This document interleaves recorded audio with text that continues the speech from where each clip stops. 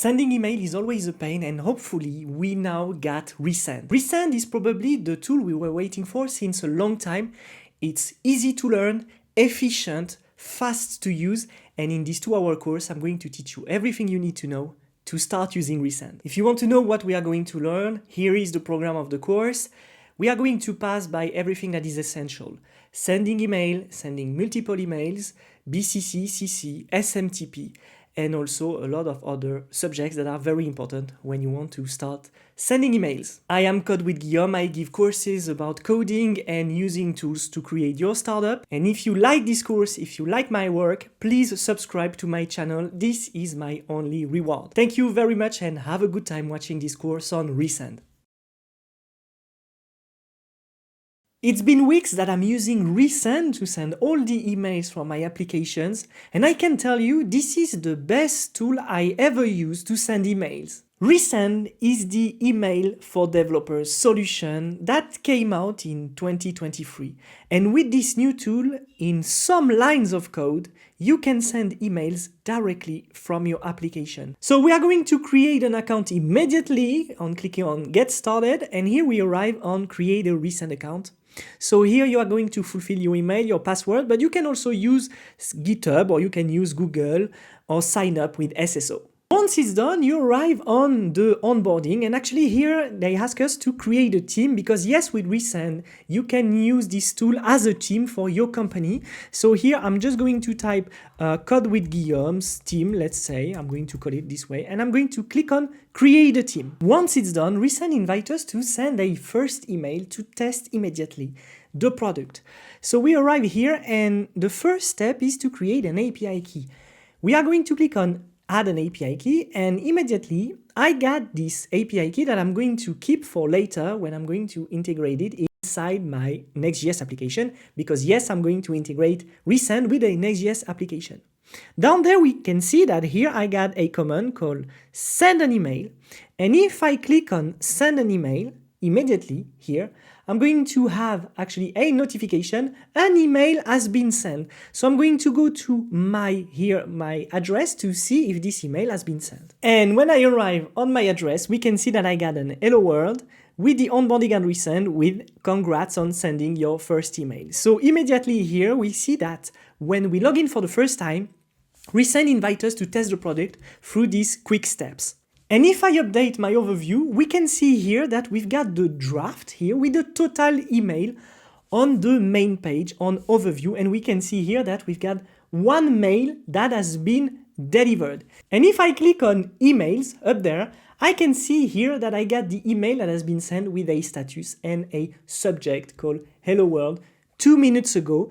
But we got to see later how we can deal with more information about emails in here. And we can do it under JavaScript, so Node.js, Next.js, Remix, Next, but also on Ruby, Python, PHP, Go. Whatever the language, whatever the framework, Resend SDK is helping us to integrate really fast actually our email system directly inside our application. I have just created this Next.js 13 application. So what I'm going to do, I'm going to go back to the top. I'm going to click on documentation. And here we see that we've got a lot of different documentation on how to use Resend. I'm going to click on Next.js. And here we see that we've got two prerequisites to use actually Resend. We got to create an API key. Remember, we just created it. I hope you saved it, but you can still find it inside your dashboard. We are going to use it. We need to verify our domain, and the first step is to install Resend. So I'm going to come here, I'm going to stop my server, and I'm going to install Resend inside my app. When it's done, I see here that I need to create a first component called email template. So I'm just going to copy paste this code that I got here. At the root of source, I'm going to create a new folder called components, and inside I'm going to create an email template.tsx. Inside here, I'm going to copy paste the template. This is the template of the email that we're going to send. Yes, this is a React component that will be used as a template. If I go more down, I can see that what we want to do here is to create a route to send an email from the application, right? So here I got an example and it's going to use the app router from Next.js 13 or 14. And here at the source, actually, at app, I'm going to create an API folder, and inside a new folder called send, and I'm going to create a new file called root.ts. We are going to trigger this root to send an email exactly like we did before on the onboarding. So I'm going to get back in here. I'm going to copy paste this piece of code, and we miss actually the resend API key. So what I need to do is to create an environmental file, env file, and put the resend API key. On the env file, I'm going to type resend API key, and here I'm going to copy paste my key, so we should be fine. I just update here the alias, and there we go. We should have everything. So if we look at this route, we are initiating here the Resend SDK, and this Resend SDK gives us access to an object email, which has a method called send. And on send, we've got a from, and here this is the address where the emails are going from. Okay, so here we're going to see later that you can't use any address that you want. You will need to configure a domain or make some configuration. Here, for the example, you can use this address because Resend is giving access to this address to send emails, example emails. And then we got the to, and here we are going to change this address. So we see that we've got an array. The first listen is here. We can have an array to send several emails, or you can use just a string like this. So I'm going to come back here. I'm going to type codewithguillaume@gmail.com. And there we go. Then we've got the subject. You can change the subject if you want. And finally, we've got this React key. And this is where the magic happens. This is where we push the email template. And the email template, it's here. We've got here a props called first name. And it's going to be a div with an h1. So we see that we push actually the body of the email that we send under this template. So imagine that in the future, we will have several email templates, and we will be able to change everything in here, as well as the props, as well as the requests and parameters that we are going to pass later in this course. Okay, I'm back in Postman.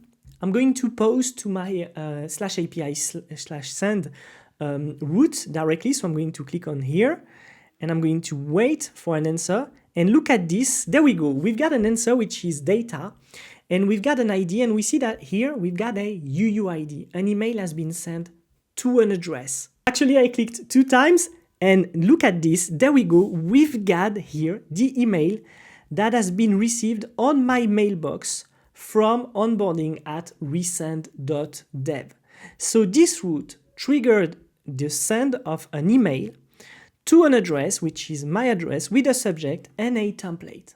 If we go back to my dashboard, I trigger it several times, and we can see here that we've got all the emails that have been delivered, okay? And if we pass on deliver, we see that we got a tooltip. Resend successfully delivered the email to the recipient mail server. If I click on the email, I got more information. I got everything that has been sent, the time when it has been delivered, and I even got the body, the plain text, the source, the HTML.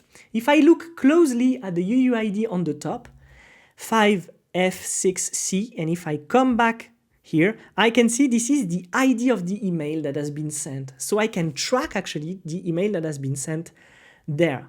Resend is clearly a game changer. I don't even remember how I used to do before. It's so simple, so efficient. In this series of video, I'm going to show you how to use Resend completely and to probably switch all your system of emailing to this tool. And I'm going to show you also why it's the best tool right now on the market to send emails.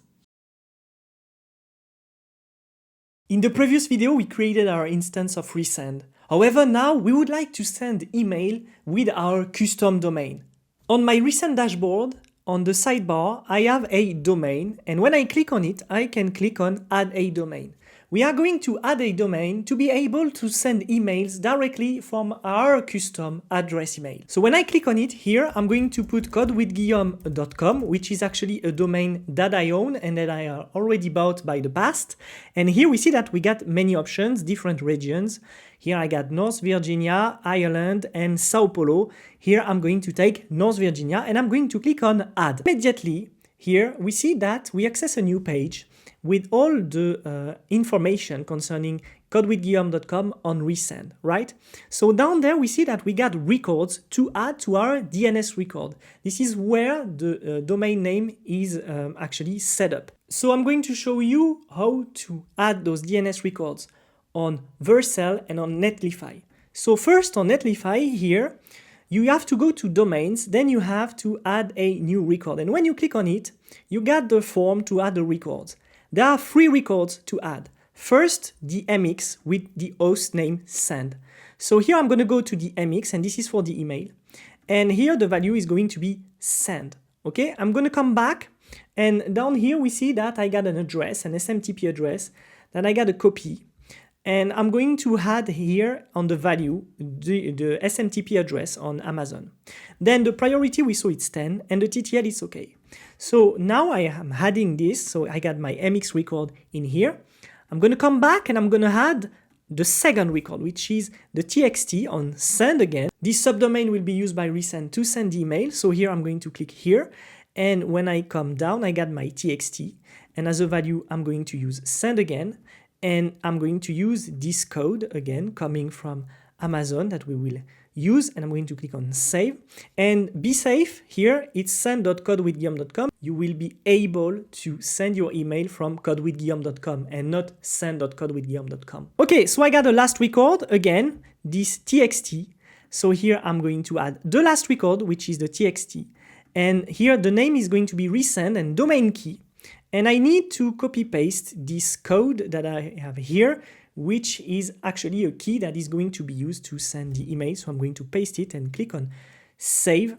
And then here for Netlify, we should be good. On Vercel, this is a bit different. You go on your domain name and then you click here on the button domains. Once it's done, you should access to a list of domain.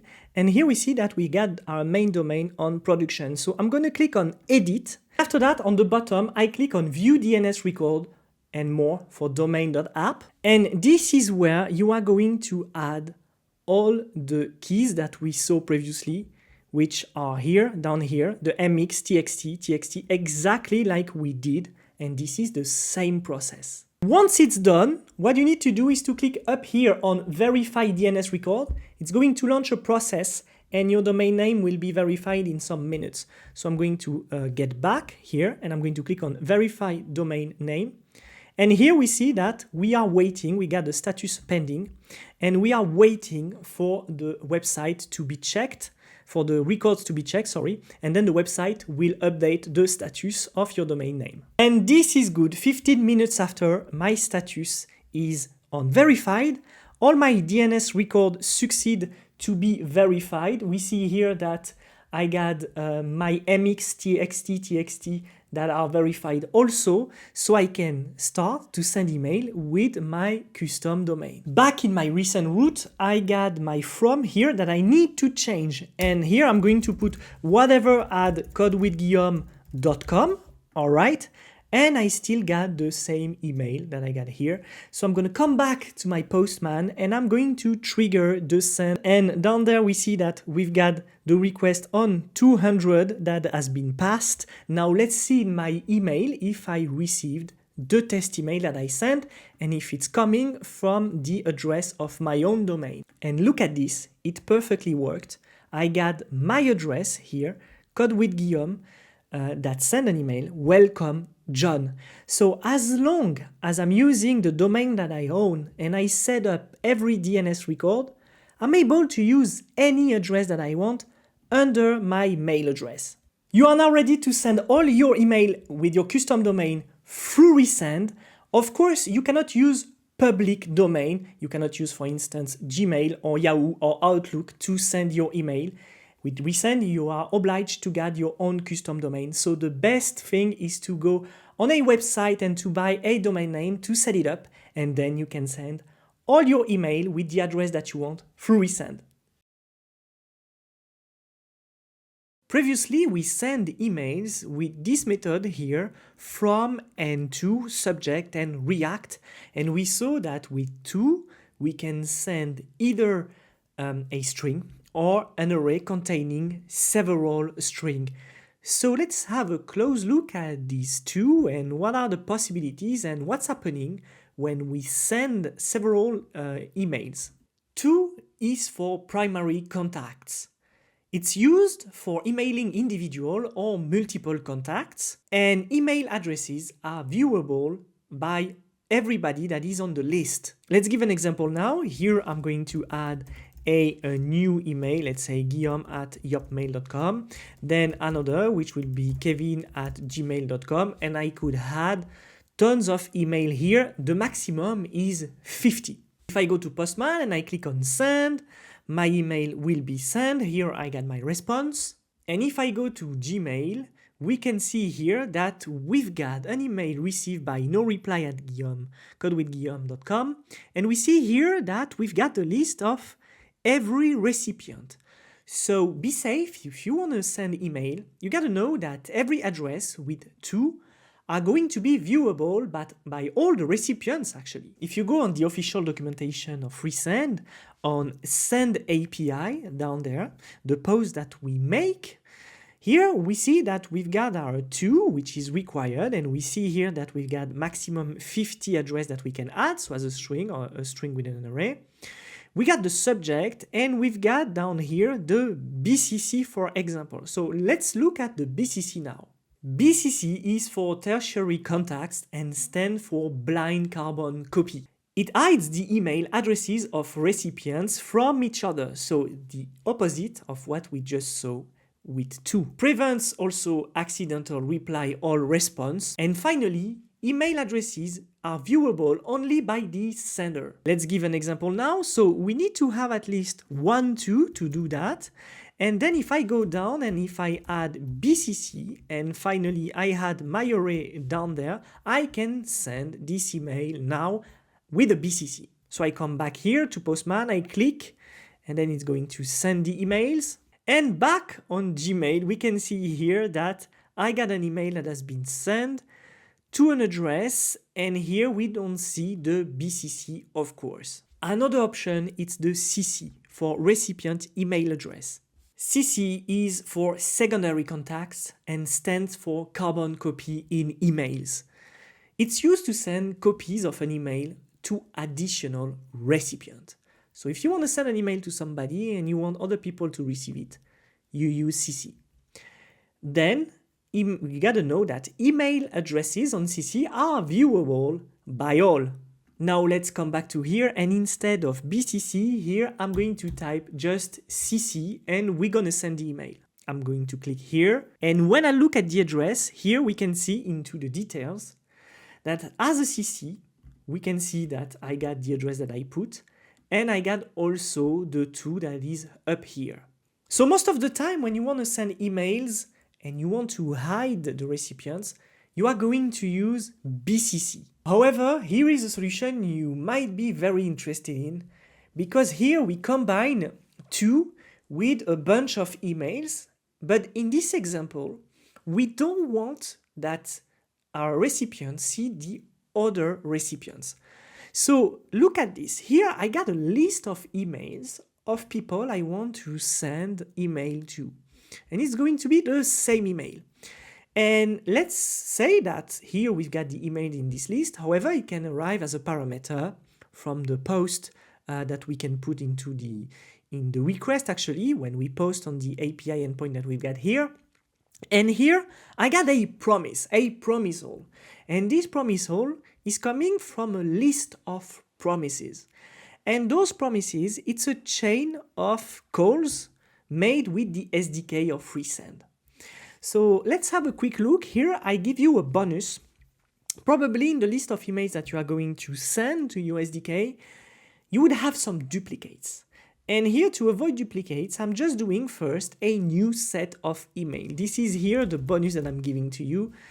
In case of you have errors, or probably you have duplicates and you're going to send twice the same email, here you avoid to send twice the same email.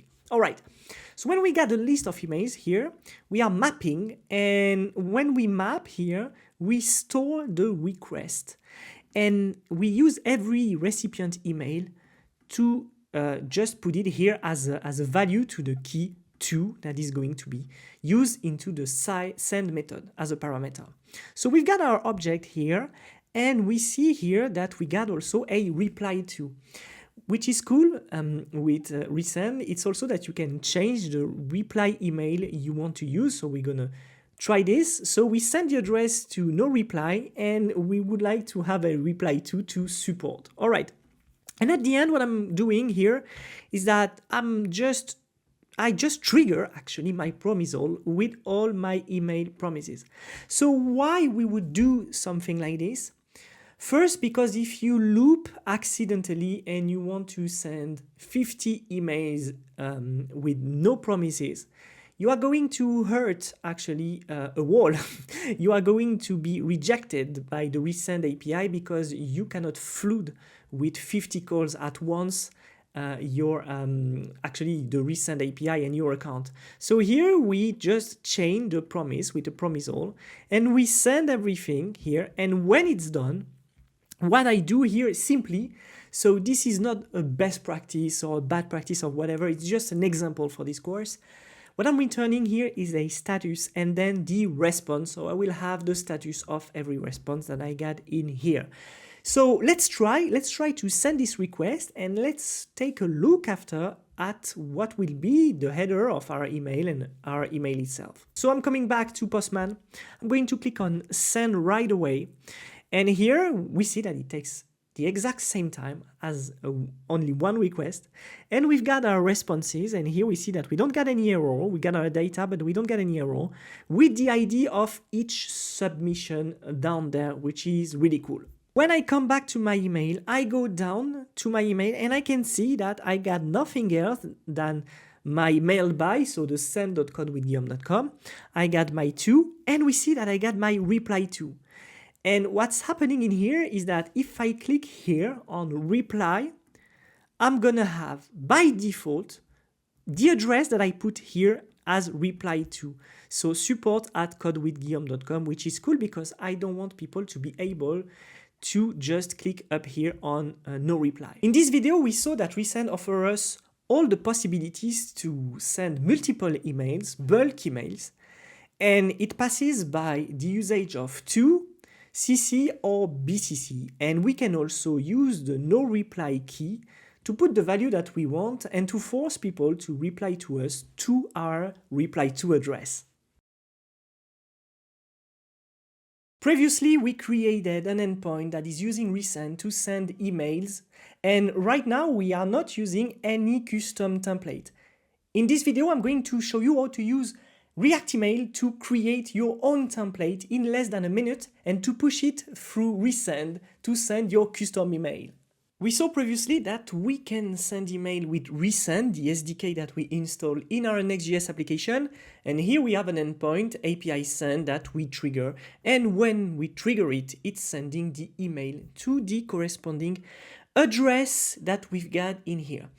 And we saw that with the key React, we can actually inject a template coming directly from a React or Next.js here component. And this is a really simple one. We just inject some HTML and then we receive everything. However, there is another solution to give a bit of styling to this email template. So of course, here you can still inject your style like you would do inline directly inside your inside your template. However, we can use also React Email, and React Email helps you to actually give some style to your emails. So if you go on react.email, you click on Explore Components, and here you arrive on the documentation. We click on Examples, and here we've got some examples of email that we can style with this package. Here we got an example of Airbnb email, here we got Apple, and if we look at it, it's really looking like the real brand email. So what we're going to do now, we are going to install React Email. We are going to use it to stylize our own email. I'm going to click on Automatic Setup down there, and we can see that here we got a command to create the same demo app locally. We'll use that to create a template. Once it's done, I should have something like this. And if you got trouble to install React Email, you can downgrade the version. This is something really common that we see on every video on YouTube talking about React Email. And what we can see here is that we've got exactly the same as we've got in our Next.js project. We've got actually emails that are returned, but we use components coming from React email. This is very cool because now I want to create a template email that is going to look like this with an image, some text that I can inject, and here just like a footer. So here it's going to be my newsletter, and if you want to subscribe to this newsletter, there is the link down below into the description. Alright, when I launch the project, I arrive here on the starter that is launched, and this is amazing. If I click on every model, we can see here that we've got 4 templates. And if I come back to the project, we can see that those 4 templates are in here. So what I want to do, I want to create first my own template, and I'm going to extract after and put inside my project. So let's call it call with g.tsx. I'm going to type enter, and we should be good. And here, the only thing that we can do is just like to create a const, like let's say that is going to be code with g template, there we go, which will be a function that is going to be exported. And at the end, I'm going to export by default, exactly like we are supposed to do here. There we go, export default. So export default code with g template, and we should be good. Now, if I come back to my demo that is running, here we can see that I got code with G, and if I click on it, there is nothing. We need to create the template, and remember, I want to create this template, so we're gonna do it right away. Okay, so at first, we already know that to this template, I'm going to pass some content, which will be actually the text of every newsletter that I'm going to spend here. So this is the part that is going to be dynamic. So if I come back here, I can just create an interface, and here we can call it props or whatever. You can give the name you want. Here it's going to be content, and here this will be a string. And here I'm going to declare this content, and here it's going to be props. So inside here, I'm going to have actually access to my content. So what I want to return here at first to start, it's some HTML. And here we see, if I type enter, there we go, that we import HTML coming from React email. All right, so up here we can see that I got React email here that is importing the HTML component directly from here, and we've got our HTML here. So if I type p and hello here right away, and when I come back and I look at it, nothing happens in here because probably it's on black. However, here we don't want to put hello directly like this. What we want to do at first, we want to use Tailwind, all right? But at first we see that we've got an error and we need to import React. So here on the top, I'm going to come back and I'm going to type React, and it's going to import React this way. I'm just going to put import the global React this way. It's going to be better. Okay, so here what I want to do at first is to use Tailwind, and hopefully we can use Tailwind by importing actually the Tailwind component coming directly from React email. So I come here and I type Tailwind, and here we should be good. So if I do this, suddenly I got Tailwind that can be used. And inside here, I'm going to call the body here, and the body is also coming from React email component. Let's have a quick look here. If we come back to the documentation, here on the left, you can see that we've got the list of all the components that you can use. So HTML, head, button, column, row, container, font, heading, image, etc., etc. Another thing that I want to pass, it's the head, because here I'm going to have probably a head on my, for sure, I'm going to have a head on my template that is here. For now, I just put it this way. Okay, so now we've got the body. What I want to do is just to see if it works. So I'm going to type BG white from Tailwind. And inside here, I want to put some text. So here you saw previously that I put a paragraph or a div. Actually, we can use the component text. So I'm going to come back again. And here we can see that we've got a component text that we can use from React email directly. So I'm going to use this component text. There we go. And I'm going to put here hello world. All right. And we need to import this component text from React email /text. So I'm going to come here, and here we should be good. And let's come back to our previous here a destination, and we should be good. Here we see that we've got hello world. We are ready to work on this email template and being rendered immediately on the demo on React Email. Okay, if I look at my email here, we can see that I got a background gray and then a white container containing an image. So I'm going to come back in here, and the first thing that I'm going to do, instead of BG white, I'm going to put BG gray 100, and I'm going to put a font 100 and a text gray 400, because all my text is going to be on text gray. This text in here is going to go actually inside container, and container needs to be imported. It comes also from the React email component, and we should be good.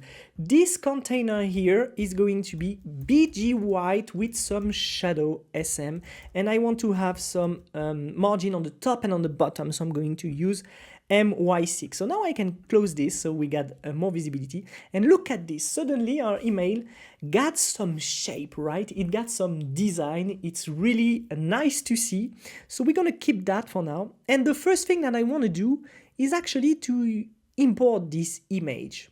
So if we come back here on our component tree, we've got this folder called React Email here on the top.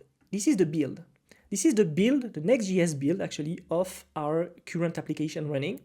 And if we look a little bit, we can see that on public and static, we've got all the images, right? However, here on emails, when I call an image, and let's look here if there is an image, I think so, there we go. We can see that we use a base URL /static/ Notion logo. So we definitely know that we are not going to use base URL for now, but we've got this, right? We've got /static/ Notion /logo. So basically you are going to use a base URL to get your source, okay? The image of your source. So we can probably use, and we should definitely use this base URL here with a Vercel URL. If you host on another host, you can use that. So for now, just for the example, I'm going to just copy paste this element here, and let's come back to the design and let's look at it. We can see that inside the container, we've got the image. So I'm going to go to the top of the container here, and I'm going to use the same code. However, I need to import my image here on the top, and there we go. So I'm going to close this. I'm going to come back to it here. I'm going just to indent, and there we go. So here we see that we call Notion logo, and this is not what we want. We don't want the Notion logo. We want our image. So I'm going to import my image directly here in static, and it's already done actually. I got my image called nl.png. So if I come back here and I go here, I'm going to change and I'm going to put nl.png.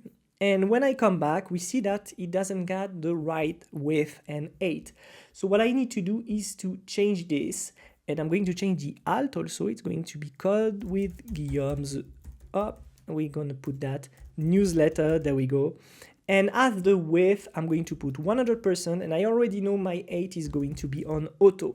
So it's going to take all the width, and there we go. We've got something that looks really close to it, okay? And we are very cool about that, very happy. Okay, so let's continue. I'm going to get back. I got my image, okay? I got everything. So now what I want to do is that under that, I don't want necessarily to have a text. I would prefer to have a section. So here I got my section, but section I need to import it. I'm going to go on the top and I'm going to import section up here. And if I go down, we are fine. There we go. So in this section, what I want to do at first is actually to put a text. And this text, it's going to be what? It's going to be the content that we got up here. So right now there is no value, so it's going to be empty. But I'm just going to put hello world as a value, and here we should be good. So I need to re-import actually my text because it has been removed, and I can go here and we should be good. There we go. So if I come back and I update, and sometimes you would have some bugs like this, but you can update it. We can see that we've got our hello world. So in the future, I will be able to have like a text editor, and I will push the content to my template here. This is a spoiler. You are going to see that in a big video that I'm shooting right now. how to build a full stack application with Next.js, Supabase and Resend, and there will be a text editor to send newsletters. So if you want to know more about this video, please subscribe to my channel. Okay, so let's come back to this section. I'm going to put here more like margin, so mx6, my6, and here I could do m6 directly, but here probably for some reason I'm going to change, so I'm directly doing this. And on the text I'm going to put 16 pixels, there we go. And then leading here I want to have some width, so I'm going to put 23 pixels. There we go. So if I come back, we see that I get some space, and this is really nice. Okay, just after, if we come back to my template, we see that there is a line, a dashed line. Here, I'm not necessarily going to do a dash line. I can use the HR component coming from React email. So I'm going to get back here, and I'm going to import actually HR, and it's going to come from here, the email components on the top. And just after my section, or probably, no, just inside, I'm going to put my HR here, and there we go, we should be good. Then what I want to do also is inside I can add what we call a row. So the row, it's just being used to create a new row. So there we go, we should be good. And here I'm going to work on my footer, all right? So with my footer here, what I'm going to do is just to put, again, a text component. And inside this text component, I'm just going to copy paste my text. And just after that, I'm going to put some spaces to it. So here we can see that I got this. I want to go to the line, etc., etc. And here is the result. We got something really nice here, this button. And what I want to do also just after, I want to have some link to subscribe to my YouTube channel. So if I go back here and I go to link, and here we can see that we've got a link, a component link. I'm going to import this component link that I'm going to use here. There we go. And I'm going to use here directly link. So we come back, I go to the bottom, and I'm going to just put my text, subscribe to my YouTube channel. Of course, here I'm going to change the link. And here is the result. This is our template that we created thanks to React email, and it's working perfectly, right? It's working really nice. So what we can do is actually to install into our Next.js project React email, and then to import this component and substitute this component to our React key inside our post endpoint. I am back on my recent Next.js project. I'm going to go to source, to components, and here we see that I got an email template.tsx. So let's say that I'm going to create my code with g.tsx, and inside here I'm going to put the template I just created. So I'm going to get back, and what I need to do is to, of course, import my image also. When my image is imported, we are good. We just need now to install React email. On manual setup, we've got a command to install React email. So I'm going to copy paste this, type npm install React email to our endpoint. And here, instead of our email template, we are going to use the code with G template. So here I'm going to type code with G template, and we should be good. And as a content, I'm going to type hello from my app. All right, we should be good. Now let's try to send the email, and let's look at it. Let's try to send it. If I click on send, what's going to happen is that I'm going to have my response. And now let's look at the email. If we look at our email, we just receive with the image, which is actually a link to a hosted image on a website.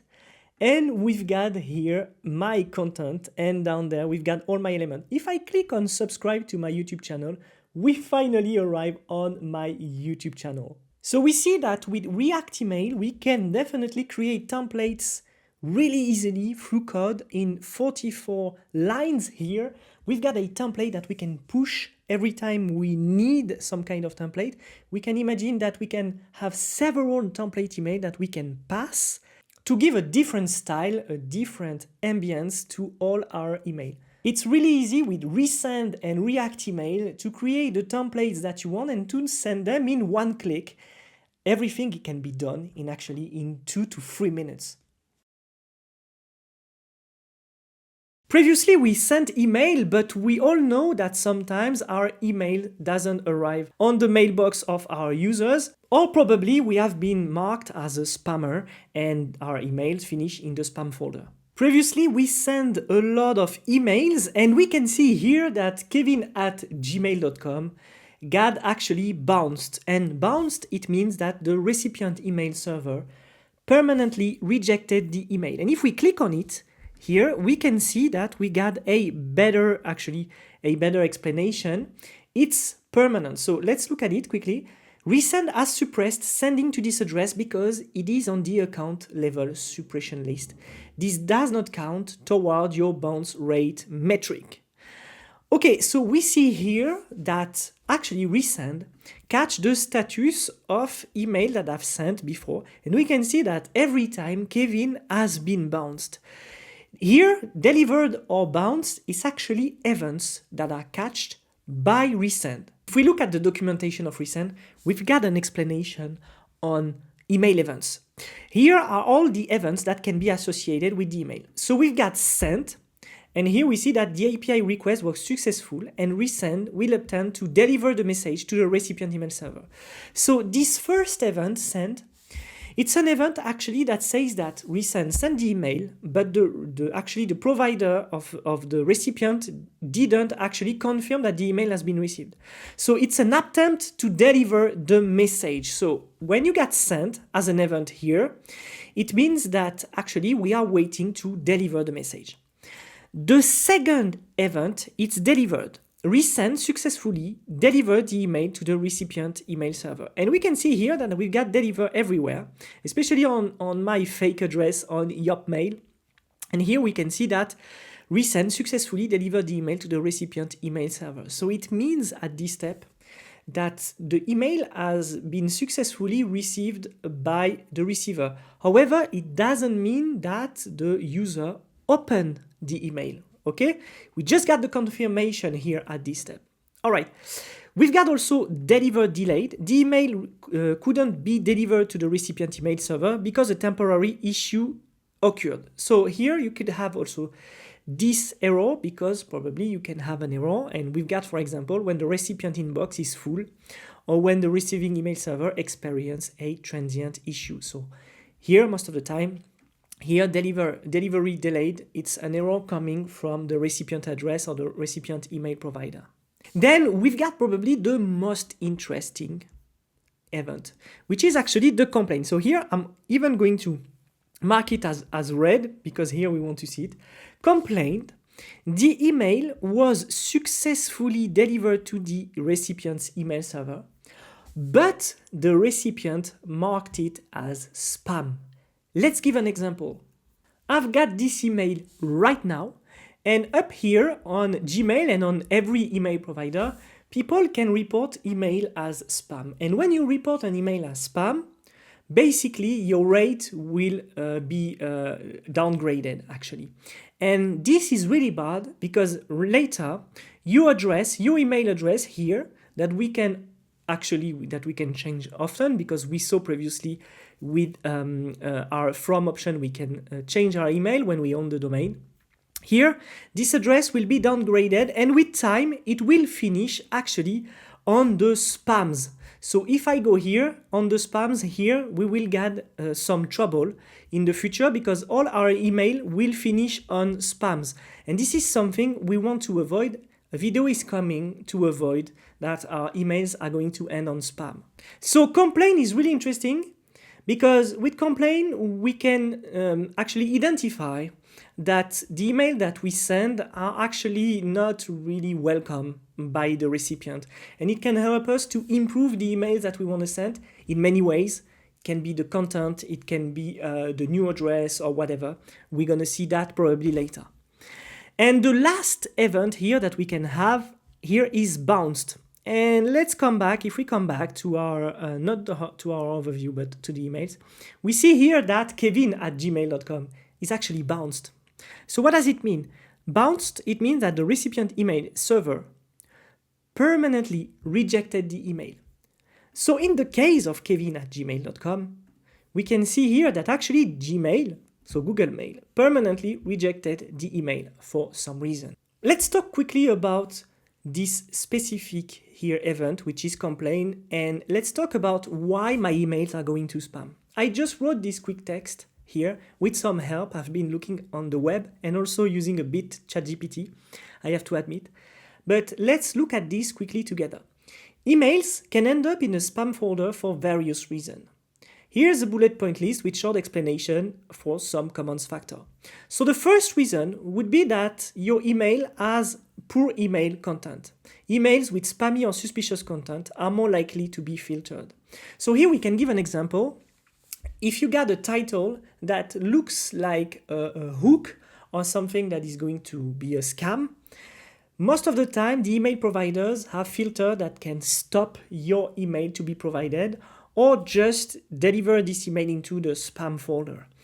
Google, Yahoo, Gmail, Outlook, all those providers, they are going to use filters that will automatically stop your email. So you really got to work on your email content. That's something really important because it can be actually one of the main reasons why your email are not delivered. And it passes through the words that you use, the sentences. It also passes by the image and also by the attachment. Sometimes if you deliver attachments that are way too big, you can be considered as a poor email content. The other reason is that you have an unauthenticated sender. A lack of proper authentication, SPF, DKIM, DMARC can trigger spam filter. Here, this is a technical explanation. I'm not going to go really deep into it because I'm not an expert. But sometimes you can trigger spam filter by a low proper authentication system, right? A third reason, it's the high complaint rate. So we saw already that you can declare an email as a spam, which you may already know. And if you are too much marked as a spam, it will negatively impact your sender reputation. The IP reputation, it's exactly the same. Probably your server email IP address has a bad reputation due to spamming. So sometimes you got to change. You got to be careful about that. It can affect the email delivery. The high bounce rate, frequent bounce email indicate outdated or invalid recipient list, which can raise suspicion. Misleading subject lines, using deceptive or clickbait subject lines can trigger spam filter. It's a little bit like the first part here, so I've been spoiling you. Low engagement, so when you send too many emails and you don't get that much engagement, this can be tracked. So if you are tracked as a low engagement email sender, you will have actually probably a high probability to be marked as a spam. Sending too many emails in a short time can be seen as spammy behavior. And we already saw through Resend that you should never spam Resend to send your email, otherwise you will be blocked. And finally, the last one, blacklisted keywords. Certain words or phrases, I'm not even allowed to say them on YouTube, to be honest, it's exactly the same here, are associated with spam and can trigger filter. So you gotta be safe with that. Be safe to the words that you are using. To improve email deliverability, ensure your email campaign follow best practices and maintain a positive sender reputation. Remember on the previous video, we've been using React Email to create very nice email. And you've got a good example on the email that you can send. All right, so we've got this big email, and here we see that we've got tons of content, tons of line, because here it's some kind of newsletter. But most of the time, the emails that we are looking at don't get that much content. So with this just very low quantity of content, here you avoid two things. The first thing is that people are not watching emails that long. It's really hard to let them stay into reading an email. It's exactly the same for YouTube videos, actually. So most of the time, you want to send emails that are really short. You go straight to the point. You deliver value. And in one sentence or two, you deliver a message if it's a notification or something else.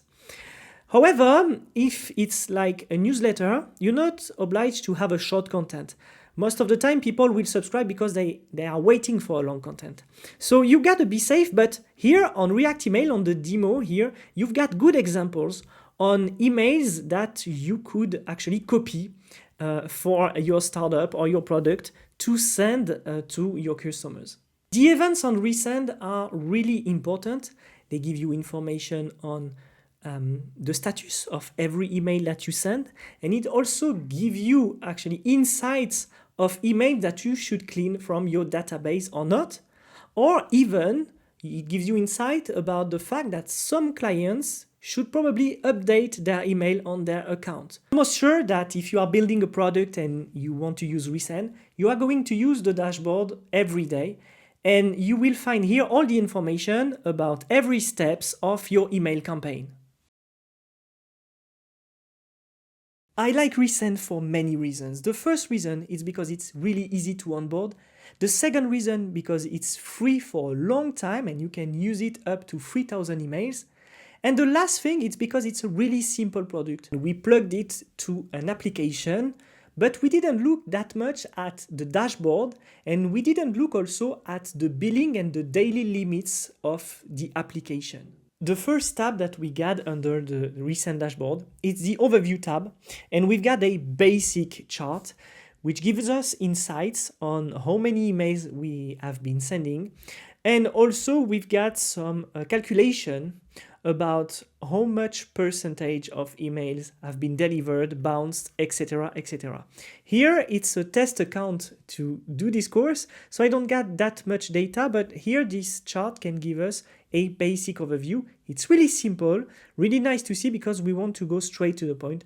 So we can see that with this domain name, I've been sending 33 emails and 89% of them have been delivered, right? Then down there here, I can see that I can invite a team member. So if I would like to share this data with some members of my team, if I am in a startup, for example, I can of course have a team space and I can invite a member. And when I click on it, immediately I arrive on the settings and we see here that I can invite a team member to join actually the team, and we can have then after a list of the members.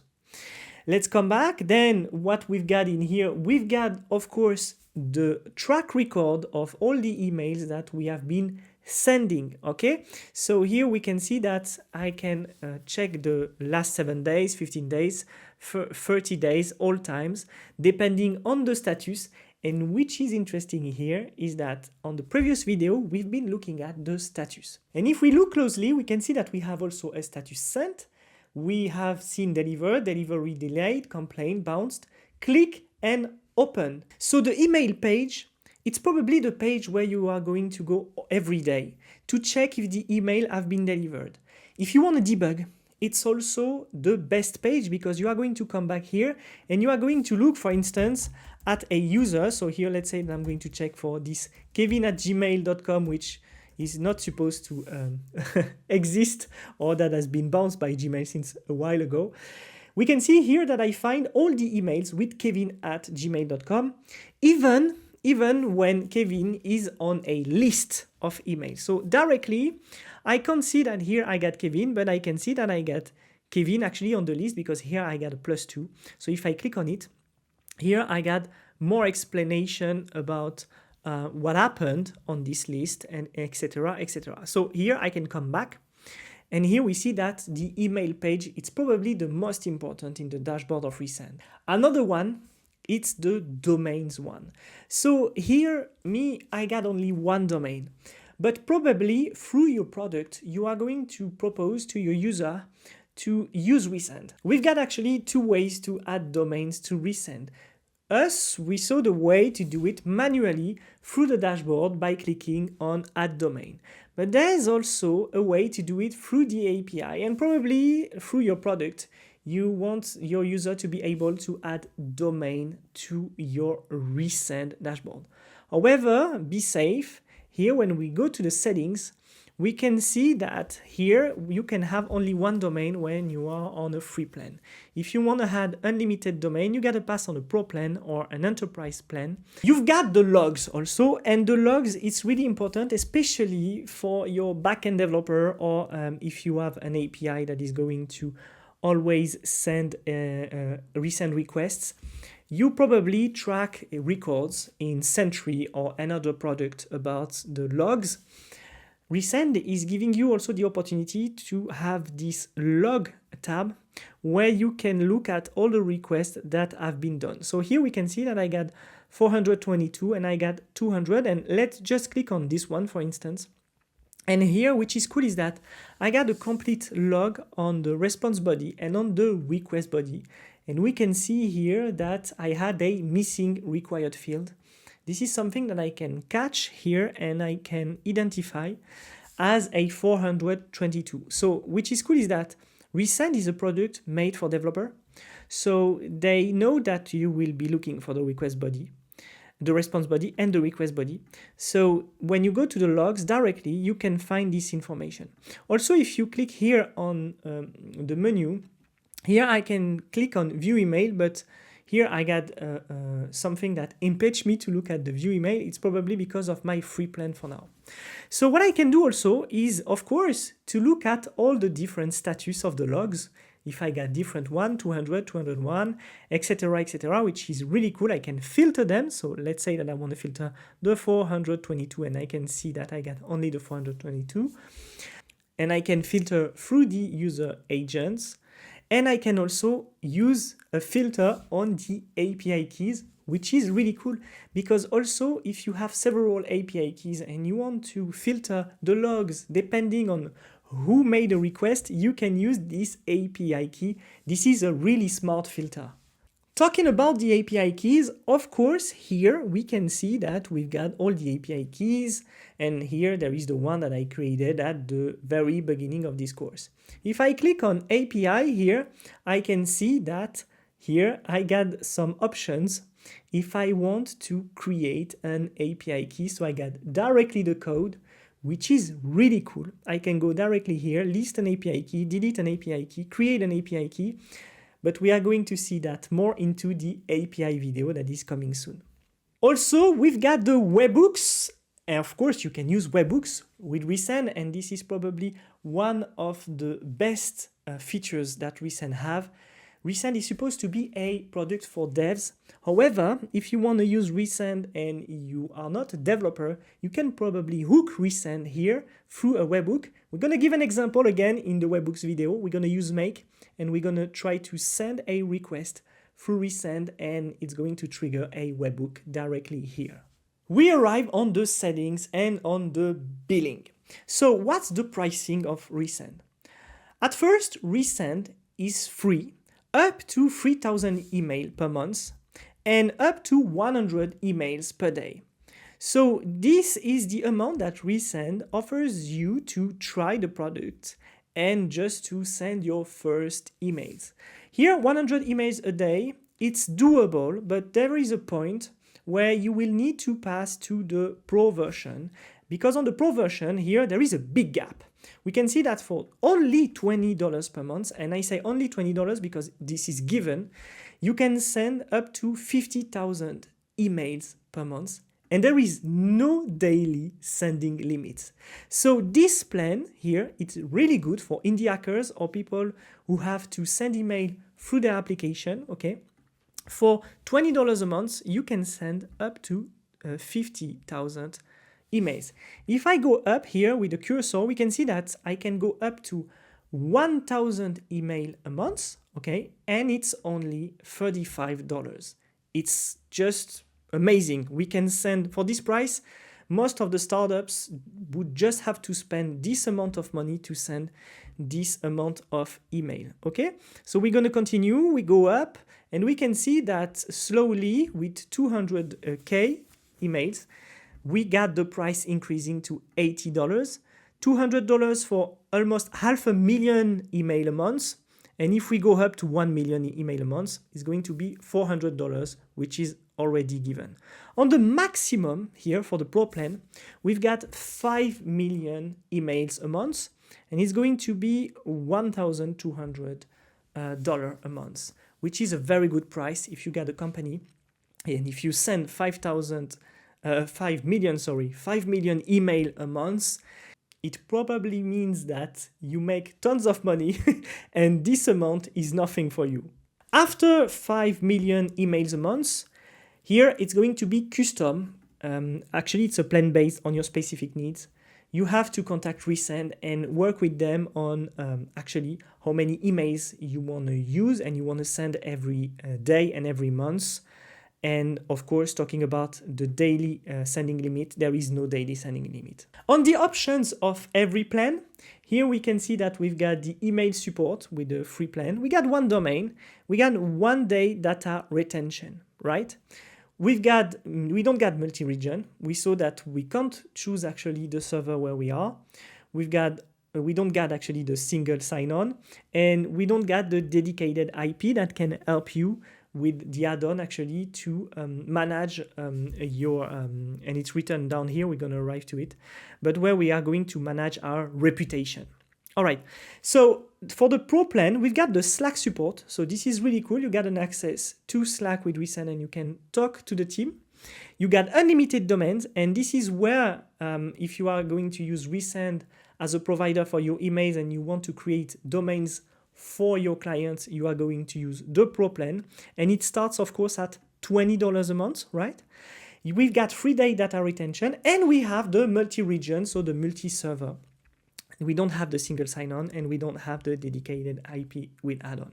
For the custom plan, of course, we've got everything. Finally, let's talk about this add-on, dedicated IPs. We can see here that we can request a dedicated IP to send our email through Resend.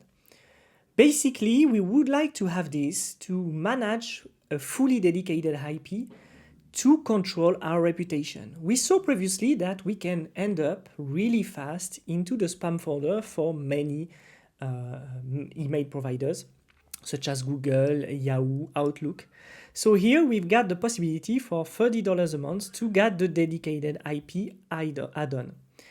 This is ideal for high volume senders, and this add-on would be also ideal for warming up, monitoring, and auto scaling. These are developers' terms, right? But for those who want to really use a tool like Resend to send high volume emails, you will understand that in some cases, and in many cases actually of high volume senders, you need a dedicated IP. It ensures good email sending reputation, and it focuses on sending without worrying about IP reputation. If we click down here, we've got our profile, and when we click on it, we've got the onboarding. Remember, the onboarding, this was the first step on the first video to create an API key and to send an email. It's a really simple page, really nice, but if you look for it, it's here on onboarding. Then we've got, of course, the home page, the landing page of Resend with all the information that we presented before. We've got the profile, so here it's simply our profile. For now, it's a bit empty. I'm pretty sure they will complete all these pages that looks a bit empty. But here, this is simply if you want to change your email address. And finally, you got the logout option. Here on the top, you've got the feedback here pop-up where you can send a feedback to the Resend team. You've got the help here that is going to help you to understand and deal with your problems. You can also click on help here on top to ask anything to the team or contact the support down here. And you've got the docs that are going to help you to do almost everything you want to do with Resend. It's a pleasure to come back every day on this really simple app to monitor all our emails. A very common question is, how do I configure SMTP with Resend? Also, another question, which is related to the first one, is how do I test my emails? Here, there is a video made by Zeno Rocha to integrate SMTP with Resend. So I'm not going to replicate this exact video. You can find it into the comments if you want to set up the SMTP on Resend. However, we are going to pass through this and I'm going to explain you first what is SMTP for those who don't know. SMTP stands for Simple Mail Transfer Protocol. It's a standard protocol used in the field of email communication to send and relay email messages between email servers. The SMTP protocol is responsible for routing and delivering the email messaging from the sender's email client to the recipient's email server. First, SMTP is sending email. When you compose and send an email using your email client, the email client is using SMTP to communicate with your email server, and it submits the ongoing email messages to the SMTP server. Also, SMTP is doing routing and relaying. The SMTP server is responsible for finding the appropriate destination email server for the recipient email address. And actually, it does this by looking up to the recipient domain's email. For instance, it's codewithguillaume.com.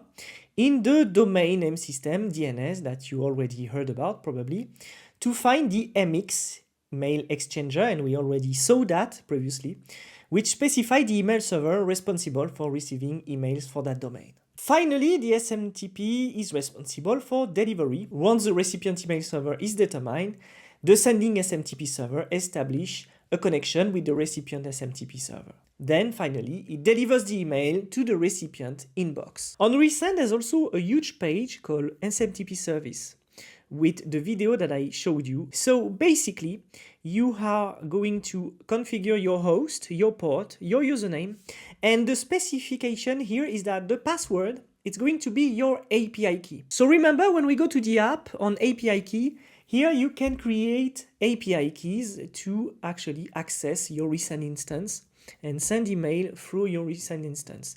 So what you should do here is to create a specific API key for your SMTP, and then you can use it actually as a password. You gotta know that you can actually work with Django, Laravel, NodeMailer, Retool, Supabase, WordPress. If you are looking for more information, please go to the description. I just gave you the link to use SMTP with Resend. All right, let's pass to the part where we test our email. And which is cool is that Resend created addresses to test actually the status of your different emails. So here, as you see, I've sent different emails to those addresses because I was looking at it and I was like, okay, there is a delivery at resend.dev and a bounce at resend.dev. And here we can see that we've got those two emails that have been received and that have been marked as bounced and revealed. And I was like, okay, probably it's the same for every status that we've got there. And actually for clicked and open, it's not the case. I tried the addresses here, but for complain, it worked. And we can see that here I send an email that has been delivered to a special address.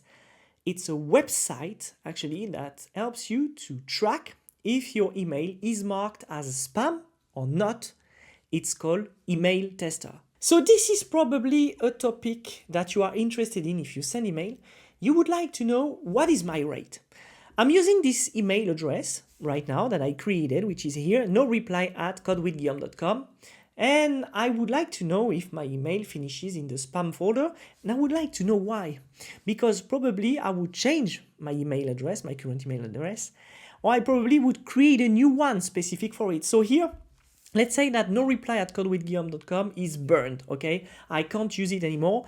Well, probably I would create a new one called hello@codewithguillaume.com, okay? So it happens often that you use an email address and you send so many emails, you have a behavior with it that makes that this email address is finally unusable and you would like to switch to it. It really happens often. So what you can do is to test your email. And emailtester.com is going to tell me what is the rate actually of this email address. Is this an email address that is completely burned because I sent too many emails with? Or can I use it again to continue to send my emails? So what I'm going to do here, I got an email address that has been actually generated by the website. And I need to send an email to this email address. So I'm just going to copy paste this address and just paste it in here, right? So I'm gonna send an email here through Resend. Okay, I send the new email through this address, and now I'm going to come back and I'm going to click here on then check your score. And when I click to it, and there we go, here we see that I got a score of 8.8 on 10. On my mail tester page, we can see that this is the email that I sent. Hello world, I just sent it 0 minutes ago. And here we can see click to view my message. So we can see here the HTML version. This is exactly the email that I sent through React email. Okay, and we also see my link. So this is clearly my address. We can see the reply to, and we can see here that I got a green check. Here we see Spam Assassin thinks you can improve. So Spam Assassin, it's a famous spam filter. You can go probably check it. And we got a lot of, actually a lot of notes, a lot of insights about my email. So we can see good reputation in here, but we've got a minus. We've got a problem of image with that are too heavy actually. It causes a problem, right? You should write more text. Great, your signature is valid and it's coming from your domain name. Amazing. Great, your signature is valid, etc., etc. So we see that here on this tab, we got a lot of insights about what I could improve into this email. You're not fully authenticated, so here we see that we've got also other insights about my public key, etc. We've got insight also on the domain name, on the host, and we see that my host is actually the server, the Amazon server. Your message could be improved, etc., etc. I don't get alt attribute. My content is safe. Okay, we didn't find short URLs. Good. So here, this is a point because often we use short URLs. Your message does not contain a list unsubscribe header. And this is a real topic. We can see that directly on the Resend website. We can create a header that contains actually an unsubscribe list unsubscribe key that will help us actually to give the possibility to unsubscribe to the email. You probably often see that in newsletter. Click here if you want to unsubscribe. Site got an automatic piece of code that is going to catch this line in the header and to put it as a link automatically. Also, you're not blacklisted, so cool. We got a big list of places where we could be actually blacklisted. And they said blacklisted, but me, I say blacklisted. So we see here that I'm good because everything is in green. And I don't got any broker link except this link where I got my image, but this is not a problem. If you want to test your email, Mail Tester is amazing. It's fast and it's free. I highly recommend you to always test the validity of your reputation, especially if in your business you are going to use Resend every day and you are going to send a lot of emails. In this video, we are going to create all the API routes that you will need inside your project to call Resend and to create some operation such as sending email, creating domains, or create new API keys. At the end of this course, I'm going to give you a link to a repository when you can copy-paste the API endpoints for Next.js 14. Previously, we created an endpoint inside our Next.js 14 application to send email, and this endpoint is hard-coded. So here we've got a from address, a to, a reply to, and we even use this template that we actually use to push content and then to push as an email. What we're going to do in this video, we are going to code every endpoint possible in here from Resend, and you will be able actually to copy paste the folder if you are using Next.js 14 to send all your email through the SDK. So I'm going to use the SDK and code every endpoint for you to use it. What we're going to do, we are going to start with the email. So send and retrieve an email. Then the domains, everything about using a domain. API keys, and we've got audiences and contacts. Those are new features by the time I'm doing this video. Probably in the future it will be available for you guys. But here I will not be able to integrate it because as you can see here, is currently not even in beta. It's going to come soon, but I'm going to update my repository in the future so you can still come back to it and try to download the repository and copy paste every root. All right, so we've got this API/send folder with this root. I'm going to create a new folder called Resend. And inside here, I'm going to use the first here, which is send email. And inside this folder, I'm going to create a new folder called send email. And in send email, of course, I'm going to create a root.ts. Basically, I can just copy paste this root that we've got here, and I can remove the send folder. There we go.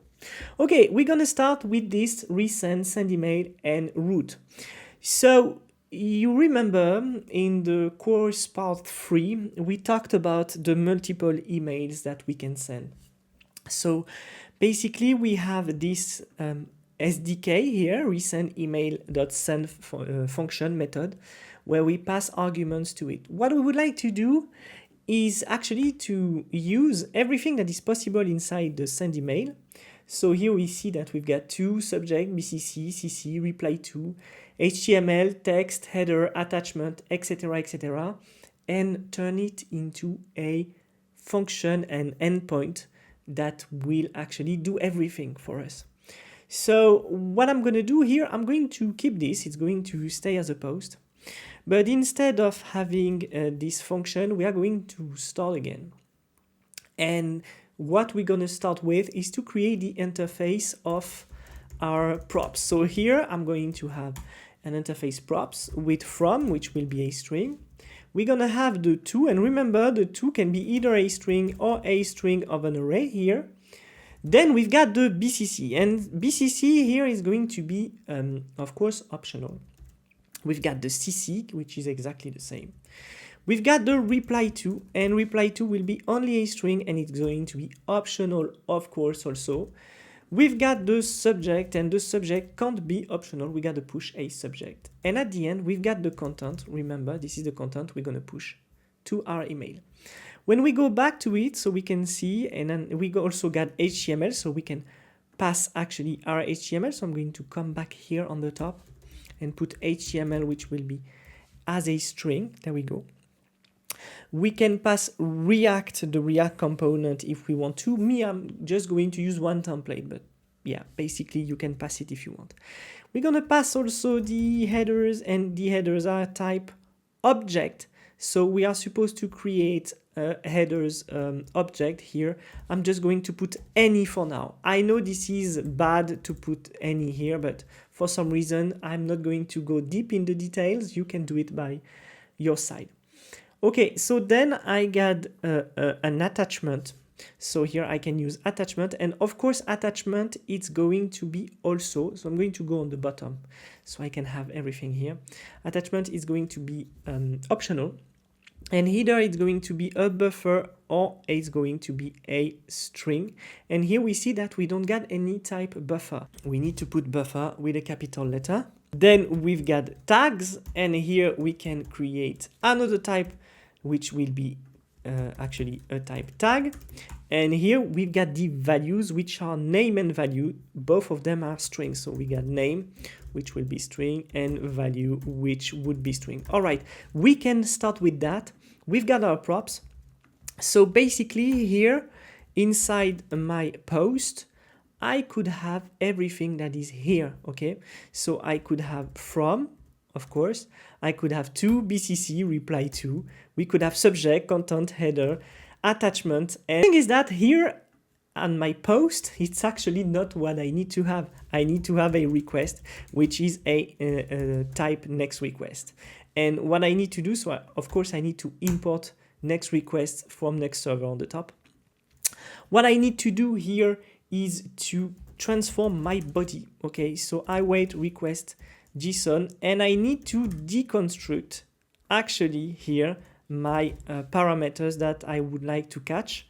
So we've got all of them in here, and I'm going to save this, and there we go. So we've got all our parameters that we can pass to our email. So what I want to do is to check first if I got the required parameters. And remember, we've got at least the from, the to, the subject, and the content. From, to, subject, and content. So basically what I can do is just to put a guard in here and say if there is no from, or if there is no to, no cc, of course. No, not no cc, no subject, sorry. And the last one is going to be the content. I want to stop my function, so I'm going to return next response. And here I need to import next response because I don't get it. Next response, there we go. And I need to answer here as a JSON. I'm going to pass a status 422 for unprocessable entity or missing content. So here I'm going to type unprocessable entity here. There we go. Of course, you can put the message that you want related to your business. Right. Amazing. So we are using everything in here. We are ready. What we need to do also is to check if to BCC or CC are going to be a string or an array. And you will understand that quickly because probably, and we assume that at these steps, when you're going to send email to here, it's going to be either an array or either a string. However, if we want to hide the recipients from each other, we don't want to pass a long list of email as an array because otherwise the recipient will see it. So the thing is that here we need to check if to is an array or not, and then we're going to chain exactly like we did in the part 3. We're going to chain our promises. So here at this step, I'm going to say, hey, if array is array, if no, it's not from, it's to. It's to is not an array. I want to change to a to array. So here I need to come back and say, hey, the variable is going to be a let and not a const. Okay, so I'm doing this at first. Then I need to do the same for BCC. However, BCC here is not mandatory, it's optional. So what I need to do, I need to say if there is BCC, and I basically need to do exactly the same as up here. So here BCC, we need to say BCC is equal to BCC in here. And we want to do exactly the same for CC. So I'm going to go here and I'm going to change this for CC. There we go. So here we see that we've got an error and we see that type string array is not assignable to type string. This is because here I made a mistake. It's double question mark and there we go. So at this step, if 2 is an array, is not an array, we are going to transform it to an array. Otherwise, here in BCC, it's going to be exactly the same, and CC is going to be the same. We assume that we can probably make a mistake and send an email as a string. So here, basically, it will never be a string at this point, right? We can send a string, but we're going to transform it as an array, and you are going to see that right now. Okay, inside my try catch, I'm going to create a promisal, and this promisal is going to send all my emails. So I'm going to say const, and here it's going to be email promises, and here I'm going to create actually a new set of the email I want to send to. Here we are removing the duplicates. So here I'm going to type a map. And in my map, I want to send to recipient emails, a recipient email, which will be a string. There we go. And inside here, we want to return what? Well, we want to return actually our await, which is here, and we just need to change it. So I remove the await because here at this step, we've got just this. And we've got code with G template, which is my template. So here, for the need of this course, I'm going just to change it to email template, okay? And there we go. Here, this is my React email component, which is in my component folder. You can create yours if you want. I don't pass any component in here. You can do it. Me, I assume that all the email are going to have the same shape inside my app. Okay, here, after that, it's really easy. Just need to remove our element. Here, the to is going to be the recipient email, which is on the top. The reply to is going to be this. The subject is going to be the same and the content is going to be the content here. We miss the BCC and the CC, so BCC and CC in here, and there we go. So we've got a chain of email promises where we actually remove duplicates, right? And we can send the email this way. So down here, now I need to do exactly the same as I did in the listen free. I'm going to wait promise all, and I'm going to change all my email promises that I got in here, and I can return here my responses inside my next response. Of course, here at this step, I can actually work on managing all the errors that can come from my email that I send in here. I assume here that you will do it after your call in here. You will handle your errors in here or probably in here, okay? Because I'm not going to make something custom. It really depends on what you want to do. And I assume also that you are going to use the Resend dashboard to look at every email, if every email is delivered or not, to manage the errors. But here you can continue with different operation at these steps. So I'm just letting you customize your own piece of code in here. All right, now I'm going to change that. So I'm going to go to Resend and /send email. It's going to be a post. I'm posting my body that I got there with from to BCC, CC, subject, content. So let's try. If I click, let's see if we send the email. And we have a response. Let's go to see on Resend. If I go on Resend, we've got the email that has been sent. We've got here the BCC. We've got the CC, so it worked. We've got the address, the destination address. And down here, we've got the email that I just sent with my React template. So it says that it has been delivered. Let's check this. All right, I got the email. We see here that as a 2 parameter, I got me, I got the CC. We've got the subject here, and we don't got, of course, the BCC. We've got hello. So everything is working well. I'm receiving my email with the image. My endpoint is working. I showed you how to create one route, and to make it faster, I created every route for the API keys, the domain, and the emails. So remember, we created this route send here, where we send emails. And I got a new route here, which is retrieve, and we can retrieve an email that has been sent using the email ID. So let's come back here, and remember, we've sent this email here, and we've got as a response an ID. This UUID, we can use it to retrieve the email. And I created the route under the resend/email/retrieve. So talking about the architecture of this folder here, I followed actually the Resend architecture. So we've got emails, domain, API keys.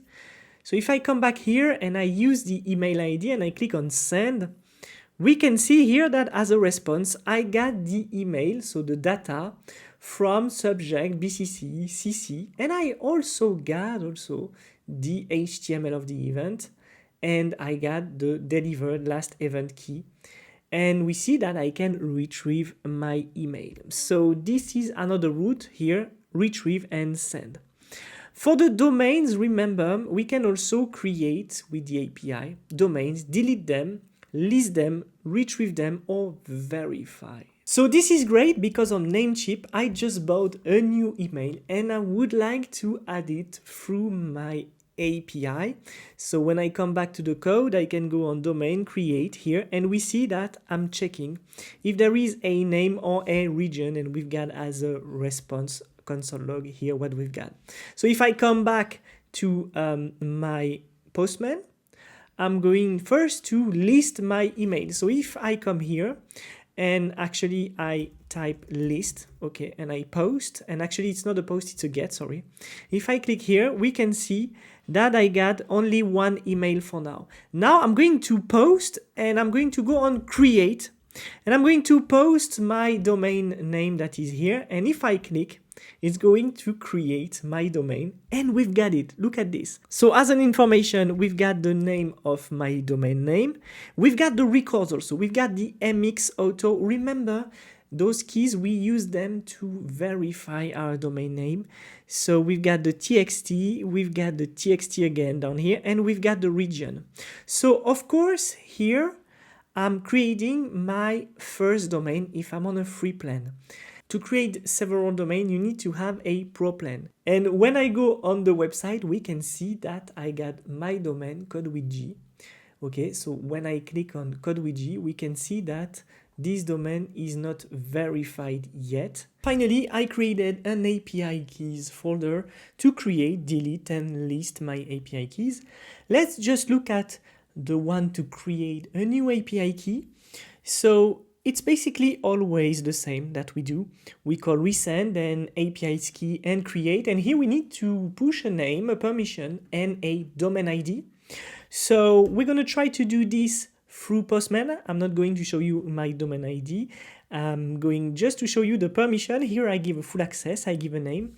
So I'm going to try to create a new custom domain name, and we're going to see if it works. And look at this, there we go. We've got the token and an ID. And if we come back to resend, we're going to check if we got this API key on the API key tab. And there we go. We look here and we see that we have my new custom API key that have never been used with the permission full access less than a minute ago. So here we can see that we can create custom API keys for our users, for example, to give access to our Resend instance and to send email. If you look closely at my screen, you can see first that I'm on a pro plan and I got access to broadcast and audiences. By the time I'm making this video, broadcasts and audiences are only accessible in beta mode. This is going to come soon. So this is a bit of spoiler that I'm giving to you right now. And if you go to the API documentation, you can see that you've got audiences and contacts, as I said to you. But right now, the SDK is not ready yet to integrate audiences and contacts. So we just imagine that in the future, we would have an access through the Resend SDK to create new audiences and new contacts inside our application. And we will be able to create new contacts. So we imagine an email, and here actually we've got the schema on how it's going to look. You can use it via curl, okay? Here I'm not going to integrate that right now here because I will wait for the SDK to be updated. But you can still make a curl here or fetch and call actually your API here, the API of Resend, api.resend.com, and you can push an email, a first name, a last name, and here we see unsubscribed true here. And we imagine that in the future we will have a new endpoint inside this repository that I'm going to push just after for you. And in this new endpoint, we will do exactly the same as we did before with this information that we've got in here. So we will be able to add, to retrieve a contact, to list a contact, and to delete a contact.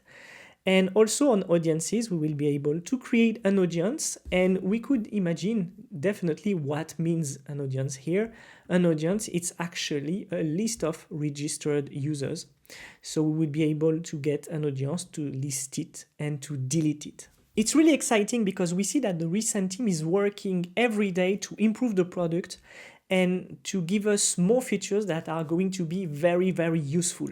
If you are looking for all the code that I wrote during this course, you can go on my GitHub, and under the Resend Next.js 14 project, you can find all the code that you can pull. It's Guillaume Duhan, Resend Next.js 14. It's pinned on my GitHub. You can go there, you can fetch it. You just have to create an env file with all the keys related to the project, and then it will work perfectly. You will have under the source folder, you will have under app, API, and Resend all the endpoints that we created today, and probably more if you are looking this course in the future. You will add more endpoints that I will add here when they will be ready in time. Go on my GitHub, fetch the current repository, please put a star on it, and add your business logic. You're ready to use Resend directly from your API.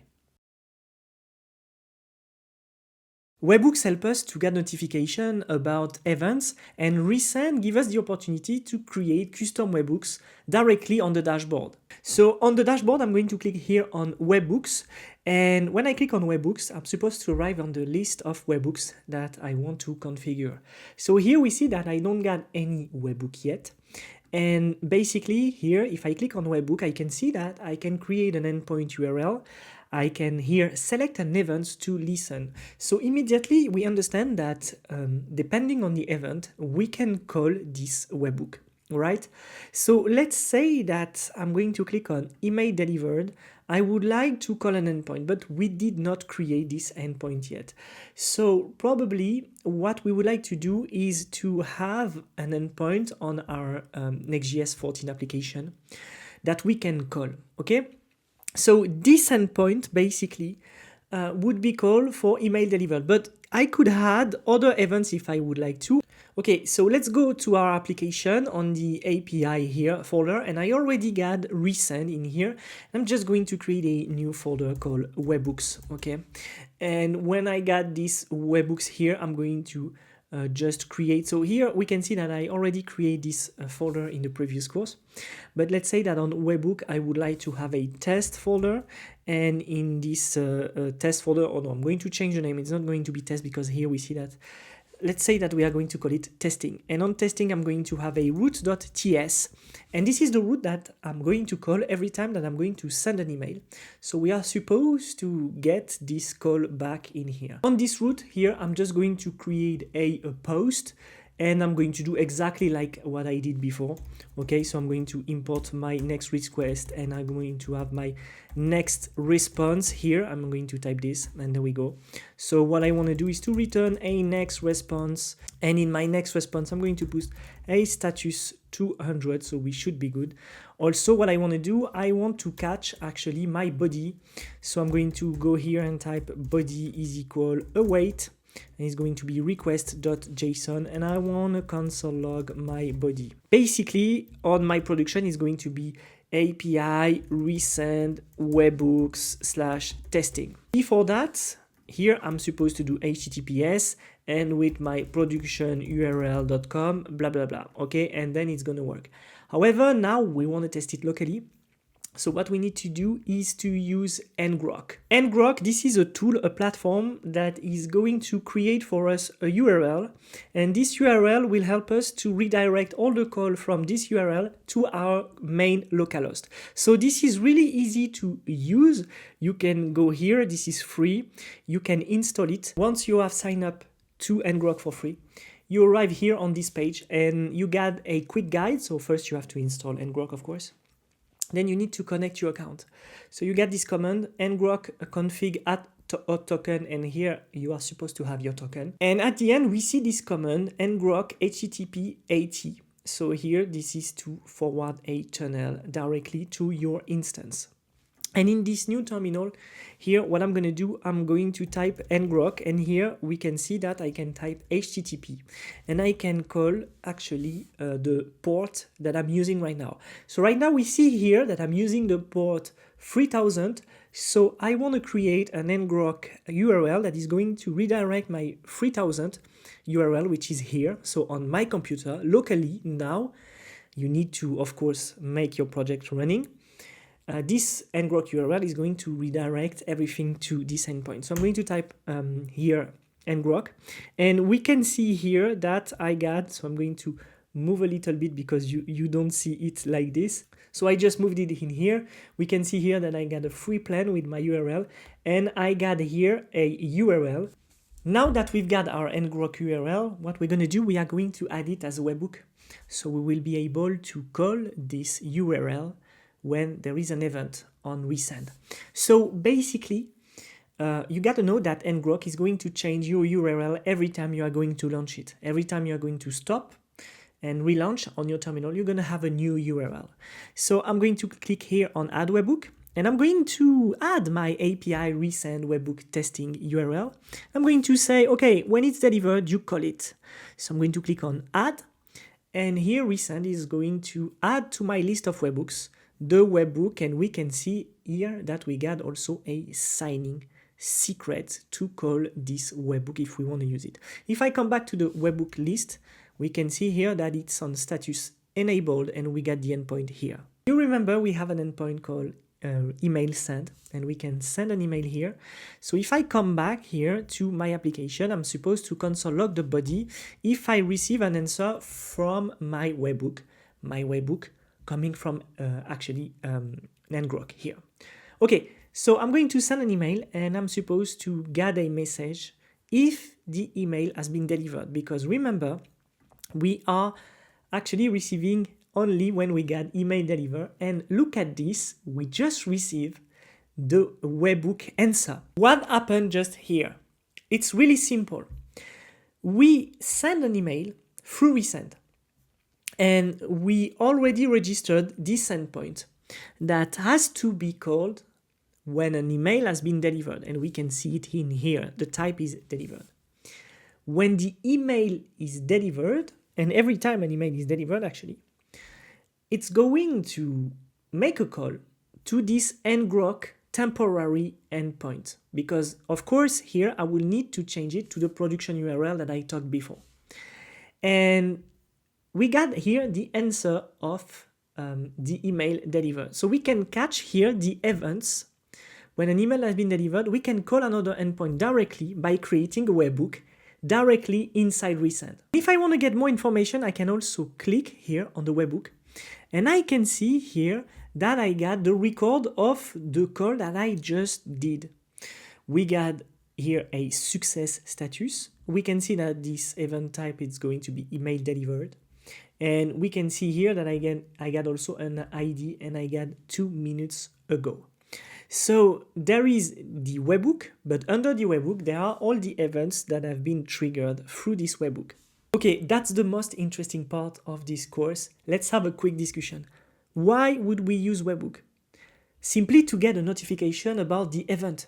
We would like to be notified when our email has been bounced, click, complaint delivered, delivery open or send. And we imagine easily that in the future, Resend would have probably more option about webhooks and more status to listen to. We can imagine here that we would like to have some kind of notification that we would hook with something else, such as Zapier or such as Make, for instance.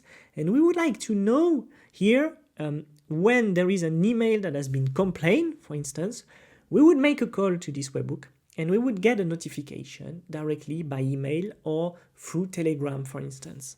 First, we create an endpoint. And this endpoint is going to be called by our Resend webhook. If we didn't push on production our endpoint, we can use ngrok to simulate here that our local host is actually on production. So we install ngrok, then we launch ngrok next to our application that is running locally. We process to a test. So we call our endpoint on our API that is sending an email. And if everything is going well, we catch the endpoint that we created on Resend. Webhooks are very useful when we want to trigger other operation after an event. And we saw here that the system provided by Resend is very efficient. In this short course, we are going to recreate the system to send email from Gmail, and we are going to use Resend to send these emails. Okay, so we've got our Resend Next.js 14 project, which is available on my GitHub if you want to fetch it. Let's look at first at our API route. So here on our API route, we got email and send. And when we open this route, the send route, we can see that we've got a post and we've got elements that we catch, and we send an email through email template, which is taking the content coming from here. So if I open content, it's a simple content, actually a simple string that is going to be actually HTML in here. So we've got it here, content. So we've got this route that we can call, and we've got our application running in here. So what I can do is to go here on my app and I can start to work on this page. So the first page that we got there, and we can create a form, and this form is going to be exactly like the box of Gmail where we send email. So this is just going to be a box that is going to send an email. Of course, with Resend, right now, we can't receive the email yet. So what we're going to do, we are going to start coding this form. So let's go. What I want to do at first is to work on the design, because here we see that it's black. So I'm going to go to my global.css and I'm going to remove all of this for now. And we're going to come back probably just after. So if I come back and I update, I'm supposed to have, yes, there we go. And let's say that on my body, I'm going to apply a text black because I am using actually Tailwind CSS and there's nothing written. So if I come back in here, we are good. First thing that I want to do is to have a container centered, and let's say that actually here it's not going to be on this one, it's going to be on the div just after. Here, there we go. And here I want to have some background, so I'm going to add a class name bg gray 100, and we should be good. We should have the bg gray 100. There we go. And inside here I'm going to create a div, and this is going to div where I'm going to have my form, and we can see it here. I'm going to add some style to this div. I want to have a border rounded, shadow SM, and what I want to have is some padding, BG white. And there we go. We already see that we got some shape. Okay, so here we see that we've got some padding. Probably I'm going to remove it because I would like to have my inputs. So what is a form to send an email? Well, we're gonna do exactly the same as we've got actually on Gmail or any other send email system. So basically we're gonna have one input with text. So with a placeholder here, it's going to be your email address, okay? It's supposed to be your email address, and I'm gonna save that. After that, it's supposed to be so actually it's your email address, but it's from, okay? It's your from address. Then what we're gonna have is, and we can look actually at the route to send our email. We're gonna have the to, okay? And we can have the reply to. So here it's going to be to, okay? So here it's from to. We can say reply to because probably we want to use the reply to. And we're gonna have at the end also, we're gonna have the subject. So I can put my subject here. And of course, we're gonna have the text area.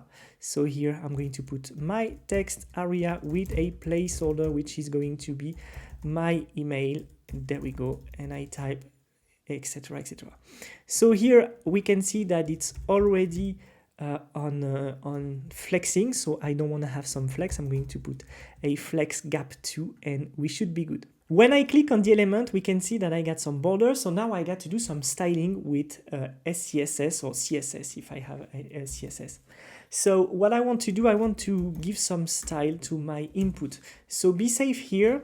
You got to specify that it's going to be of type text or a text area, right?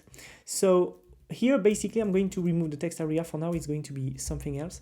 I'm going to use the power of Tailwind to give some shape to my elements. So here, I want to remove my outline. I'm going to put first outline node. I'm going to give some padding on the left, on the right, and on the top also. So I can put PY1, and there we go. I want to have also a border B. And now you see that here on my form, we can see that this is why we didn't put any padding on the left or on the right. So I'm good here. Probably here I put here rounded, but I would like it to be rounded XL. It would be better, or probably rounded 2XL and with some overflow hidden. Okay, so I'm going to put some overflow hidden, and there we go. So it looks like Gmail. So what I can do, I can go down here on the bottom and I can create a button, and here is going to be send, the send email button we're gonna have. Of course, we don't miss to put the same padding, and here it's going to be larger, right? So we want something bigger like this, and we can work, of course, on the design of our email quickly. So here I can apply a BG, I think it's a blue 500, something like this. Text white, font bold, PX4, PY3, rounded full, something like this. And if I save, I think it's a little bit like this. So font bold, it's probably not font bold. It's probably font medium. And we should be good. There we go. So here, when I hover, of course, I want to have a BG blue 500, and I want to say that it's also on shadow SM. So when I pass my mouse, we see these little effects. And of course, next to it, we can have some elements that we can add. For that, I can go to icon.js.org. So let's say that I'm going to type attachment to get an attachment or a link, and I'm going to search for all icons. We can see here that I got some icons. So I'm going just to copy paste one. Let's say that this one is very nice. So I'm going to go down here on react.ts, and when I'm going to click on it, it's going to create a React or a TypeScript, React TypeScript component. So I click on the React TypeScript component. I come back to my application. I go here, I create an icons without an E because we are not French. There we go. And then it's going to be attachment.ts6, and I'm going to copy paste the element. Down here, I can call attachment, my icon coming from the icons folder. So I can import attachment icon from here, and I can go to check my components, and here we got icons/attachment, and there we go. And I can use my attachment icon in here to put the export default, and there we go. We can see we've got our little icon. So what I can do is just to give a bit of style. We're not going to do all the icons, of course. It's going to be a fast course. Here I'm going to put a flex item sender, and I'm going to put a gap 4, let's say, and there we go. And I'm going to have some shape, so text gray 500, and also text font, text to Excel, and there we go. So we've got our little icon that we gonna use probably one day. Button here, I'm gonna add some space on the left and on the right, so I'm going to click on here, and there we go. We are ready. So now we would like to work on catching all the information that we got everywhere here. So we need to catch everything into a state. So we're going to use user state. So I'm going to create const data, set data. Here I'm going to use user state, okay? And I'm not going to put any type for now. But remember, on the root, we need to have a from, at least. We need to have a subject, a content, and we can add here the reply to. So I'm going to have a from, which will be on undefined, to, which will be on undefined by default also. And we're gonna have the subject, the content, so I can use this subject. And then the reply to also. So reply to, we should not forget it. Reply to, then we're gonna have the content, and we should be good. We already got our element in here. So what I can do now is to write a function called handle change, which will be really easy to set all the data here. Personally, I'm using snippets that I code, and snippets that you can also find in VS Code Store. So here I'm going to type handle change, and I'm going to have a function that I can use here that is going to catch actually the name and the value of every element. So here the name is going to be from, and what I want to do, I want to say that on change, what I want to do is to call handle change. So it's going to catch the name and it's going to set the value. So here it's going to be the same, and I can put name, which will be 2, because here we got 2. Here we got reply to. So here the name is going to be reply to. Okay, so we're going to set up reply to. Then we got to do the same with subject and content. So I'm going to go down, and here I'm going to type also name, and here it's going to be subject. And after that, here it's going to be name, it's going to be content. The last function I want to code is to send the email simply, and it's going to be an asynchronous function that is going to send the current email. So here again, I can go really fast by using my try catch, and I can create my function that is going to be clicked on here on send. But before, I need another one. I want to have a loading state. So I'm going to use my loading, set loading, which will be on user state, and by default here, what I'm going to do, it's going to be on false. It's going to be of type Boolean. Okay, here I didn't put the type.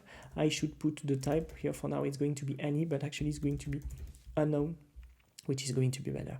So we've got our loading state, and what we want to do, we want to disable the button if it's loading. So I'm going to type disable, and here it's going to be loading, and here I want to say if it's loading, we're gonna type actually loading. There we go. For now, we don't get any spinner, but we could pass a spinner. Otherwise, it's going to be send, and we should be good. So here, if I save, there we go. If I turn it to true, we've got the loading, and there we go. So we've got it. Now what I can use is going to on my button in here, and when it's disabled, I want to change the BG to BG gray 200.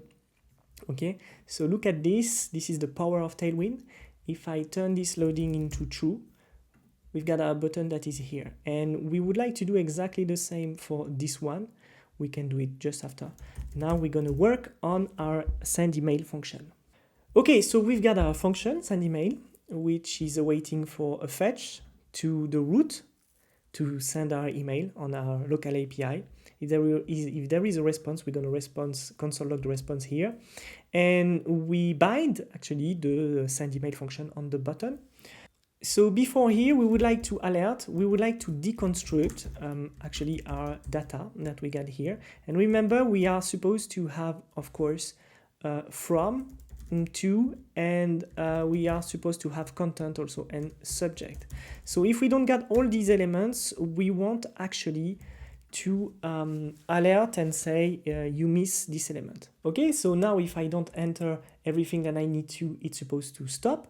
So here as a from, we don't get many options because remember, here you need to use your custom domain. So me, I got my custom domain. So by default, what I can do here is to put newsletter at codewithguillaume.com. Okay, and I can say reply to, and here I can put a reply here. So if I put those elements directly, it's going to be set on my value here that I missed. So I need to put my value. So let's click on send. And here we see that we got pending, we got a 200, and here we see that we send something. And when I go to resend, we can see that here my email has been delivered. And if I go to my email, we can see here that I got my test. Okay, last test. What if we would like to have a text editor in here? We could probably use novel.sh, so I'm going to install novel to my project. So I'm going to stop my server and install novel here. And when it will be done, I will be able to use this WYSIWYG here that we see, this amazing package made by Steven T. Okay, back in here on the top, I'm going to import editor from novel. So I got it, I got my editor. And instead of my text area, I'm going to use my editor, which is here. So I'm going to import it, and when I update, I'm supposed to have the same editor. So what I can do is just to remove all of this, right? I'm going to remove it, and we've got the editor here. So we see that we got probably some SCSS to do to make it better, because we also see that we got problems with our button. So we can target actually novel relative, and we can actually remove here the border. So I'm going to put border 0. If I got some trouble, I can install Sass, and I can rename my global here .css to SCSS. So I will be able to do some CSS. Don't forget to re-import globals at SCSS. Okay, and what I can do is to use important to be sure that I'm going to use this, and same for the button. And actually it's going to be more here a button dot primary, because actually novel is also using some styling and I don't want to enter in conflict. Okay, and here we go. So let's say that now I'm going to use like a title, my title, and my text down here. So I'm going to use this and just put it on bold, and probably I can even put it a header here, my title, and here I could put my link, and on my link what I can put is my website, https://codewithguillaume.com. There we go. So I can just test that. Okay, so here the thing is that we got to catch the content. So here on our editor, we're gonna go here on update, and here we got access to a function, and let's say it's going to be value any, and actually it's the editor we've got here. So what we need to do here is to turn the HTML. So the value to HTML. So here I'm going to type get HTML here. Right, so here on handle change, we're gonna have a target, and in this target, we're gonna have the name, which is the content, and then the value, which is the HTML. So our function will think we got actually here this element, this event with the target object containing the name and the value. At this step of the course, it's important to come back on our template and to look at here. We have to set the inner HTML inside to render the HTML we're going to send. Okay, it's time to try, so I'm going to click on send, and there is no notification yet, but we should have a notification your email has been sent. And if we look at our email, we receive the email with everything that has been edited directly inside our email sent. You can find the code in the description if you want to use this box that we created together. And thanks to Novel for this nice code editor or text editor. It's really useful when you want to create custom email. Thanks also to Resend to all the features they are creating, because this tool is really amazing and really helps to send emails every day.